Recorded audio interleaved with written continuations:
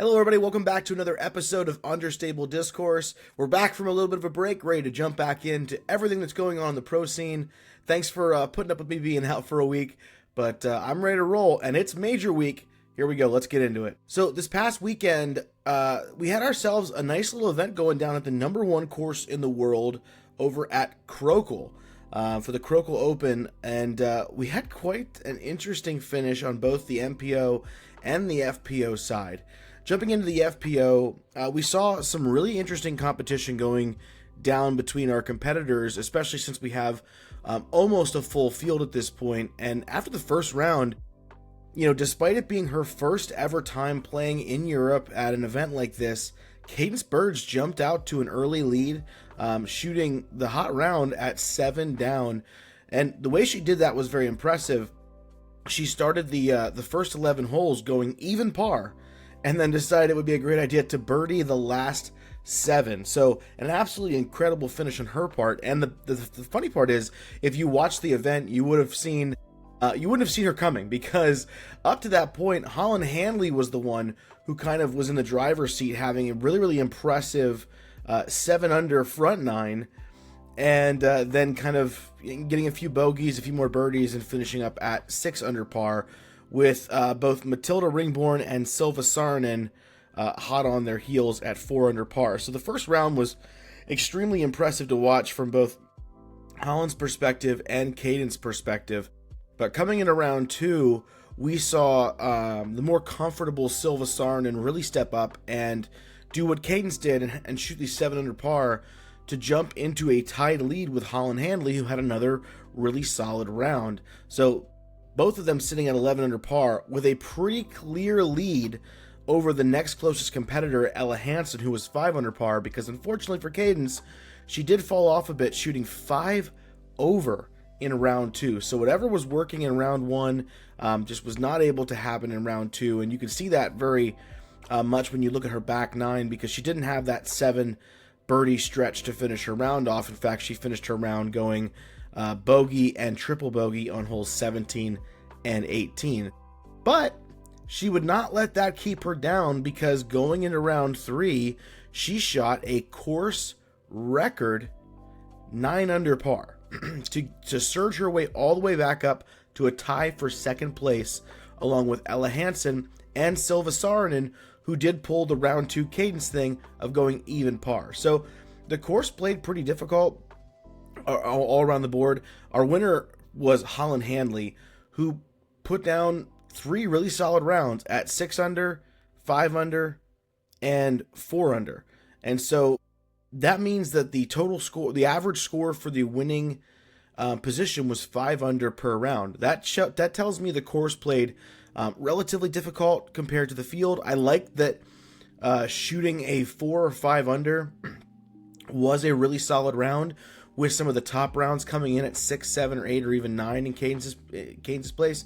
To me, that feels like a really solid way of challenging the field without feeling like the course is just too easy overall. So big congrats to Holland Handley, because that is a win not just over a few people. That is a win over Cadence, over Silva, over Kristen. The only person not in the field there was Evelina. That would have been the ultimate combo for Holland to beat all 4 of them. But Holland definitely puts a wrench in the conversation of who is the #1 FPO player, because we see Kristen kind of falling off, which we'll touch on here in a second. And Cadence has been really, really great recently, but up to this point, the conversation has kind of revolved around Kristen and Holland. But now you've got Silva, who has a number of wins stacked up on the season. We've got Evelina, who has the 3 wins over her last 3 events played, although one of them, the European Disc Golf Open, or Disc Golf Championship, was not technically a Pro Tour event. But she's won the last 3, including a major. So the race for who is at the top of the FPO field has gotten really tight and very, very hard to call, because while I think most of us would agree that technically Kristen is probably still the most talented player in the world, she is undergoing some serious problems when you look at her current game, which is a bit of a stretch to say, because she's finished 1st or 2nd all season, with only a couple finishes at 5th or worse over the last few events. So it does sometimes feel a bit disingenuous to say that she's having an absolute fall off, but compared to the Kristen that we normally see, it is a decent bit of a fall off. And you can see that by looking at her overall statistics for the weekend, because she led the field in this event in parked percentage, C1 in regulation, and C2 in regulation, which means more than any other competitor, she gave herself the ability to get birdies and be in a scoring position.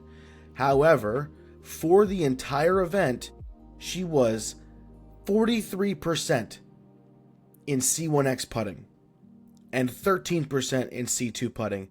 This may very well be, outside of when she first joined the tour, maybe, this could be the worst putting we've ever seen from Kristen. It was bad. She looked very, very... Her putts didn't look complete. Her stance, almost like she was super nervous with extra pump fakes. Whenever she would release the disc, it felt more like she was stabbing the basket as opposed to like putting her entire body into it. And a lot of the times she missed, she was leaving herself really unfortunate comeback putts by just airballing her putts. So things did not look good. And I imagine, she made a post about how this past weekend was some of the best throwing she's ever done in her life and the worst putting. I can't imagine a more frustrating way to play the game when you're, brilliant off the tee, but really terrible on the putting green. Now, I will say this. Everyone is saying that this was her best weekend ever throwing off the tee and her worst weekend putting. I am going to say that if you watch round one, her throwing was a bit shaky too. A lot of her throws, she was kind of sawing it off or leaving it a little bit too long. Something is going on with Kristen right now. I know that recently it came out that she actually does have a broken toe, which is a pretty big deal. And I will go back on what I said earlier this year, a few weeks ago, when she decided to keep playing. She played several events in a row after she revealed at the Cascade Challenge that she had like a bruised toe, and she kept playing weekend after weekend after weekend. And to me, that's the moment where you have to be the best player in the world, the championship mindset, and say, I'm going to sit one out and let this bad boy recover, because it's going to seriously impact my play. So that's why I don't quite give a lot of weight to the excuse of I have a broken toe. Kristen has a broken toe, so we got to give her the benefit of the doubt. She could have done more to heal up, and she chose not to. So right now, she's unfortunately reaping what she sowed when it comes to her big toe. But huge win for Holland. I'm really excited to see her continuing to be successful. But let's talk about the MPO side. Looking at the MPO side of the aisle, we saw some really interesting play from some people that we don't normally see it from, and some unfortunate play from players who we don't typically see it from. After the first round, we find ourselves in a position with Benjamin Callaway out in first place at 9 under par, with Gannon Buhr tied along with Raven Newsom, Evan Smith, Gannon Buhr, and Jacob Blair. Now, a few of those names aren't very popular names. Raven Newsom, we've seen him pop up at a few events this year, but Jacob Blair is completely off the radar for, I think, a lot of people. I have to look into his event history, but I'm not super familiar with Jacob Blair, and I know a lot of the players. So, but good for him for shooting super well in round one. But you can see down the leaderboard, the first 11, if you look down this leaderboard, the first 15 players are all separated by 3 strokes. So the course is playing pretty well. I like to see that the hot round was 9 under par, which once again, you don't see everyone shooting double digits. I think that's really great. That's a testament to how well the course played. And a great, really solid first round. Going into round two, the question before on everyone's minds is that Benjamin Callaway is one of those players that typically puts himself in position and then just cannot seem to cross that finish line. So as the event went on, we were kind of looking to see, can he keep up this pace of play? And sure enough, in round two, he definitely did by shooting 10 under par, improving on his performance from round one by one singular stroke. And we now have another little bit of a shakeup of the leaderboard, with Gannon Buhr kind of falling off the pace a little bit, Raven Newsom falling off the pace a little bit, as Larry Lettinen decides to jump up with a 9 under par to be in second place.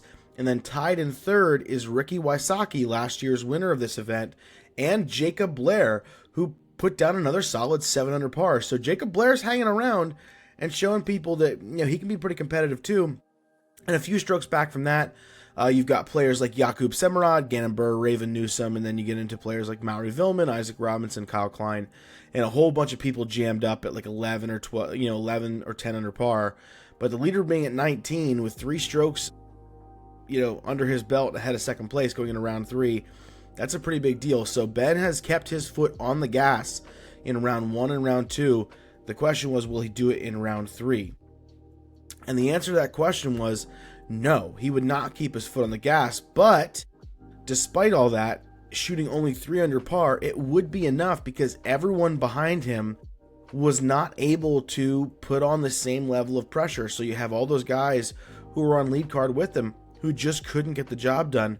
Ricky was probably the closest we had to that, but starting his round off and finishing his round off with a double bogey is the Oreo cookie that nobody wants to eat, and unfortunately took him out of contention. He was right there on 18 in a position to force himself into the playoff, but he unfortunately just hung his drive way too wide, which is a mistake you cannot make on a massively large gap, and he got himself out of contention there. But we saw coming from the chase card and even lower cards, we saw Mauri Vilman, who won Konopiste earlier this year, and Jakub Semerad, someone who we've definitely heard the name of before. He's had some issues with his putting in the last few years, but he's also been a pretty competitive person on the European scene. So we got Mauri Vilman and Jakub Semerad find themselves tied with Benjamin Callaway at 22 under par going into a playoff. Some other notable finishes here. You have Nicolas Antala and Kyle Klein, who finished at 21 under par, and a few other really solid competitors. But there's a lot of European names on this list of the top 25, and there's some really unfortunate names of people who did not play well. People like Calvin Heimberg coming in 28th place. You've got people missing cash all completely, like Bradley Williams, Adam Hammes coming off of a win, getting 52nd place. And probably the most shocking one is Ezra Robinson at 58th place. You got Matty O, who DNF'd, but we found out that he's probably having some issues with a finger of his, but should be okay to go for the upcoming 2 majors. But we head into this playoff, which is going to be a repeat of hole 18 over and over and over again, and that's exactly what we got. We got hole 18 over and over and over again. They drove all 3 of the competitors up using golf carts because it's a 1,000-foot hole downhill. They drove them all up to the very, very top, and Mauri Vilman pulled a Ricky Wysocki going OB wide right to start, and he couldn't save it. Ben Callaway and Jakub Semerad both got the birdies, and we started a progression of playing hole 18 a total of 5 times for the playoff, where both Ben and Jakub kept putting themselves in the same place over and over and over and over and over and over and over and over again, with a couple spots a little bit different here or there, a couple putts here or there that were a little bit longer than others. But we get to that 5th time, and the thing is, what we know about Ben Callaway and Jakub Semerad is they're both really solid players, but every now and then they do have some putting woes. And I was just waiting for that moment when one of them put themselves a little bit too far out. And that happened when Jakub Semerad put himself around that, I want to say like 20-ish foot mark.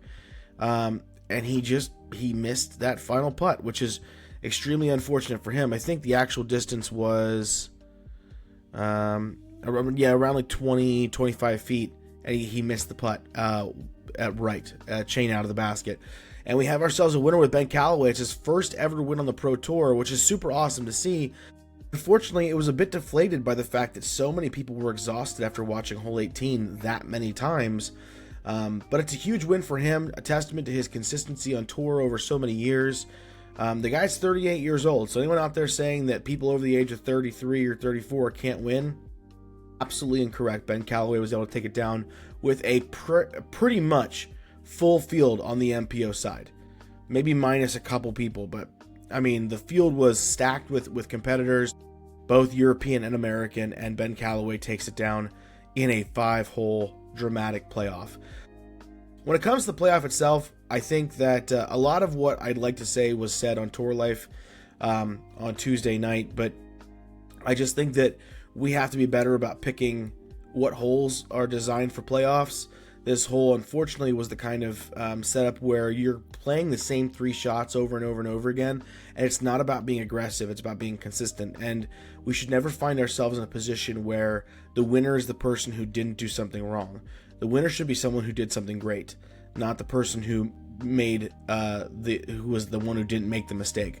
But I think that this is a learning experience for the Pro Tour and for European disc golf, and I hope that they make some changes going forward on how that's going to work. One thing I did love to see was how many people came out. I think they said they sold about 1,200 tickets for the final round, which is awesome to see that many people coming out to watch disc golf. So big things coming out of Krokhol. Big congrats to both Holland Hanley and Ben Calloway for their epic wins this past weekend. Looking ahead to this upcoming weekend with the European Disc Golf Festival. For those out there who don't understand, it's basically the European Open. It's the second major of the year for the MPO, third major of the year for the FPO, and it's going down in Estonia at the course that got ravaged pretty hard by a giant music festival, and a lot of the grounds were pretty tore up pretty bad. Fortunately, it looks like it's only about 3 or 4 holes that were super impacted. They laid down a bunch of sod, and early reports coming from players who are over there are saying that the ground is actually doing a lot better than they would ever imagine it would have been, which is great, because the last thing we want is a player getting injured on loose sod that hasn't taken root with the ground and everything. But we'll see how it goes. We're going to see if more competitors going through, if it causes any problems. Hopefully it doesn't, and we get ourselves a really exciting and compelling major. I think we're going to be due for some fun stuff. The way the course is lined up, it is a course with 18 holes surrounded in OB on all sides. So throwing is going to be an absolute premium this weekend. Being able to keep your disc in bounds, I believe there are something along the lines of 7 mandatories and 7 drop zones. What I also love is that none of the drop zones are in a position where it's just a pitch up on the green. They're actually difficult drop zones in the way that they're placed, and I think it should prove for a really fun watch, and I'm excited to see what goes down in all the action. If you're interested, I believe over on the Tour Life channel, we're going to be doing some round-ending coverage, almost as like a bit of an after show after each round, sometime around 1:30, 2 o'clock in the afternoon. So make sure to go check that out if you're interested. My picks for this upcoming weekend are pretty straightforward. I think over on the FPO side, I am not at a point, I think, where I can trust Kristen taking down this event with her current situation and everything going on. I'm going to give this one to Evelina. I think Evelina takes the win. I think that Holland Hanley comes in second place. And I'm going to say that because it's Estonia, Kristen will fight through and power through, and she'll make her way onto the podium in third place. That's my predictions for FPO. MPO is significantly harder. We have one of the most diverse set of winners this year I think we've had in a long time. And it's getting very difficult to call MPO.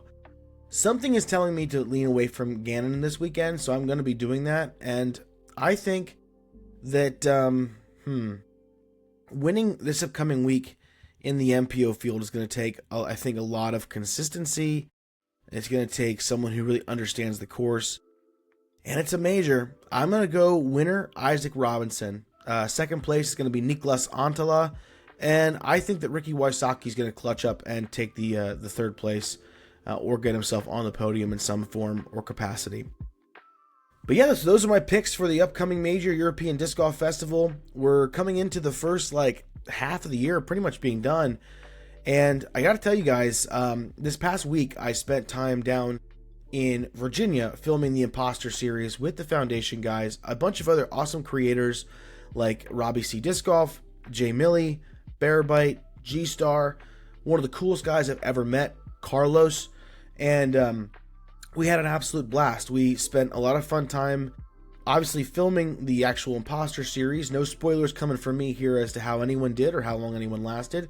But the Foundation guys did build in a lot of free time for all of us to do collaborations with one another, which was great because I got to spend a lot of time watching guys who really are great at this content creation game and kind of seeing how the sausage is made. And I've come away with a lot of great conversation, notes of how I want to improve this channel, things that I want to do, and there's some really fun stuff coming up on the horizon. I know I've been telling you guys this, but I have a really interesting idea for a brand new format and series that will affect the way these come out every week.